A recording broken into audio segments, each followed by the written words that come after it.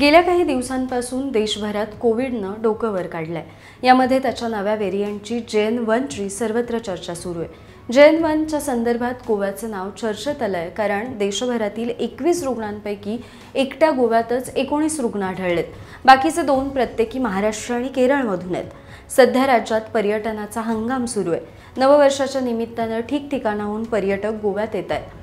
पुन्हा एकदा रुग्णांची वाढती संख्या लक्षात घेता केंद्रीय आरोग्य मंत्री मनसुख मांडवीय यांनी देशभरातील आरोग्य मंत्र्यांची आभासी पद्धतीने बैठक घेतली।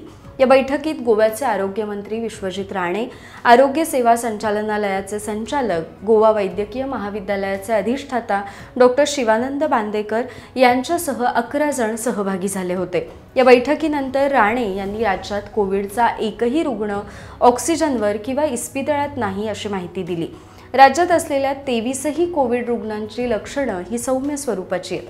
त्यामुळे इतर ठिकाणी कोविडचे रुग्ण वाढत असल्याच्या पार्श्वभूमीवर राज्यातील जनतेनं घाबरून जाण्याची गरज नाही असंही त्यांनी सांगितलंय।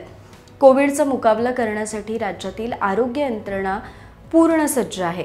केंद्र सरकारने दिलेल्या मार्गदर्शक तत्वानुसार आरोग्य यंत्रणेनं यापूर्वीच कोविडचा सामना करण्यासाठीचा सरावही पूर्ण केलाय। कोविडचा नवा विषाणू काही राज्यात आढळून आला असल्यानं जिल्हा पातळीवरील इस्पितळात तशा चाचण्या सुरू करण्याची मुभा देण्यात आली आहे। सर्दी खोकला झालेल्यांनी खबरदारीचा उपाय म्हणून जवळच्या दवाखान्यात जाऊन कोविड चाचणी करून घ्यावी।